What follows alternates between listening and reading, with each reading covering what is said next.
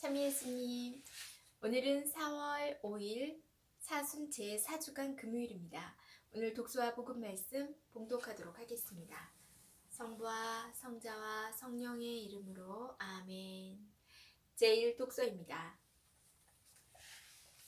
지혜서의 말씀입니다. 악인들은 옳지 못한 생각으로 저희끼리 이렇게 말한다. 의인에게 덫을 놓자. 그 자는 우리를 성가시게 하는 자. 우리가 하는 일을 반대하며 율법을 어겨 죄를 지었다고 우리를 나무라고. 교육받은 대로 하지 않아 죄를 지었다고 우리를 탓한다. 하느님을 아는 지식을 지녔다고 공언하며 자신을 주님의 자식이라고 부른다. 우리가 무슨 생각을 하든 우리를 질책하니 그를 보는 것만으로도 우리에게는 짐이 된다. 정녕 그의 삶은 다른 이들과 다르고 그의 길은 유별나기만 하다. 그는 우리를 상스러운 자로 여기고 우리의 길을 부정한 것인 양 피한다. 의인들의 종말이 행복하다고 소리치고 하느님이 자기 아버지라고 자랑한다. 그의 말이 정말인지 두고 보자. 그의 최후가 어찌 될지 지켜보자. 의인이 정녕 하느님의 아들이라면 하느님께서 그를 도우시어 적대자들의 손에서 그를 구해주실 것이다. 그러니 그를 모욕과 고통으로 시험해보자. 그러면 그가 정말 온유한지 알 수 있을 것이고 그의 인내력을 시험해 볼 수 있을 것이다. 자기 말로 하느님께서 돌보신다고 하니 그에게 수치스러운 죽음을 내리자. 이렇게 생각하지만 그들이 틀렸다. 그들의 악이 그들의 눈을 멀게 한 것이다. 그들은 하느님의 신비로운 뜻을 알지 못하며 거룩한 삶에 대한 보상을 바라지도 않고 흠없는 영혼들이 받을 상급을 인정하지도 않는다. 주님의 말씀입니다. 하느님 감사합니다. 복음 말씀입니다. 요한이 전한 거룩한 복음입니다. 그때 예수님께서는 갈릴레아를 돌아다니셨다.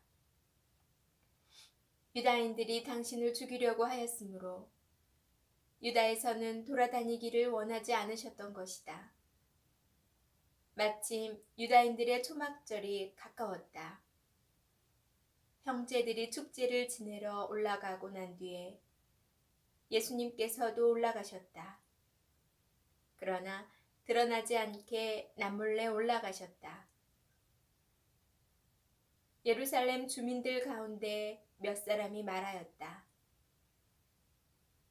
그들이 죽이려고 하는 이가 저 사람 아닙니까? 그런데 보십시오. 저 사람이 드러내놓고 이야기하는데 그들은 아무 말도 하지 못합니다. 최고 의회 의원들이 정말 저 사람을 메시아로 알고 있는 것은 아닐까요? 그러나 메시아께서 오실 때에는 그분이 어디에서 오시는지 아무도 알지 못할 터인데 우리는 저 사람이 어디에서 왔는지 알고 있지 않습니까? 그래서 예수님께서는 성전에서 가르치시며 큰 소리로 말씀하셨다. 너희는 나를 알고 또 내가 어디에서 왔는지도 알고 있다. 그러나 나는 나 스스로 온 것이 아니다. 나를 보내신 분은 참되신데 너희는 그분을 알지 못한다. 나는 그분을 안다. 내가 그분에게서 왔고 그분께서 나를 보내셨기 때문이다. 그러자 그들은 예수님을 잡으려고 하였지만 그분께 손을 대는 자는 아무도 없었다. 그분의 때가 아직 오지 않았기 때문이다. 주님의 말씀입니다. 그리스도님 참여합니다. 잠시 묵상하겠습니다. 오늘 독서는 헬레니즘 문화가 지배하는 사회의 불신으로 박해당한 의인들의 상황을 반영합니다. 의인에 대한 악인의 박해는 동시대인들에게 배척당한 예수님의 운명을 예고합니다. 의인은 성경을 왜곡하고 모세의 종교를 부패하게 하는 종교 지도자들을 강하게 꾸짖습니다. 하느님의 아들인 의인은 하느님께서 돌보신다는 것을 증명하려고 비극적인 죽음을 맞이합니다. 그러나 화답송 시편처럼 의인이 몹시 불행할지라도 주님은 그 모든 불행에서 구하시리라 는 것은 우리는 압니다.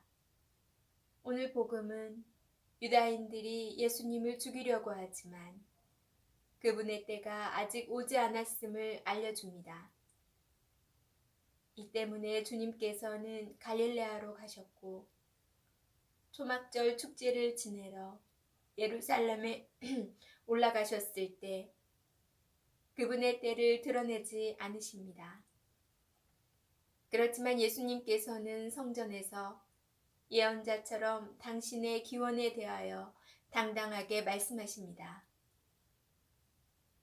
너희는 나를 알고 또 내가 어디에서 왔는지도 알고 있다. 그러나 나는 나 스스로 온 것이 아니다. 나를 보내신 분은 참되신데 너희는 그분을 알지 못한다. 나는 그분을 안다. 내가 그분에게서 왔고 그분께서 나를 보내셨기 때문이다. 성경을 안다는 율법학자들은 예수님을 알아보지 못하여 예수님을 평범한 사람으로 생각합니다. 예수님을 자신들의 종교적 전통에 매우 위험한 인물로 여기는 백성의 지도자들은 그들의 악에 눈이 멀어 하느님의 신비로운 뜻을 알지 못하고 예수님께서 십자가에서 돌아가시는 순간까지도 하느님을 조롱합니다. 다른 이들은 구원하였으면서 자신은 구원하지 못하는군. 이스라엘의 임금이시면 지금 십자가에서 내려와 보시지. 그러면 우리가 믿을 터인데. 하느님께서는 확실한 기적을 통하여 강요하는 믿음이 아니라 자유로운 믿음을 바라십니다. 아멘. 성부와 성자와 성령의 이름으로 아멘. 예전 영화를 보면 상상이 지금의 현실로 드러나는 걸 가끔씩 느낄 때 깜짝깜짝 놀랍니다. 전 가끔 하느님께서 우리를 자유를 주시지 마시고 로봇처럼 하느님 뜻에 맞게만 행동하는 사람으로만 만들었다면 죄를 짓지도 않고 얼마나 좋았을까라는 생각도 해보았어요. 근데 영화를 봤을 때 로봇이 점점 인공지능화되고 기계가 점점 생활 속에 들어오면서 기계들이 인간을 갈망하고 인간을 뛰어넘으려 하고 그러는 모습을 영화 속에서 많이 보는데요. 그걸 볼 때마다 과연 인간을 하느님께서 로봇처럼 만드셨다면 행복했을까라는 생각도 듭니다. 하느님께서는 가장 좋은 것을 인간에게 주셨기 때문에 아마 로봇처럼 살았다면 인간은 훨씬 불행했을지도 모릅니다. 저의 짧은 생각이었었는데요. 그렇다면 지금 영화로 나오는 것들이 앞으로 또 미래 세대에 펼쳐질 일들은 아닐까 생각해 봤을 때 좀 끔찍하기도 합니다. 점점 4차원 시대이면서 사람이 할 일보다 기계가 할 일이 많고 인공지능 로봇들이 등장하면서 이것이 과연 바른 길로 가는 걸까라는 의문도 살짝 들기도 하고 어떤 문제가 생길까 걱정스러운 마음도 있습니다.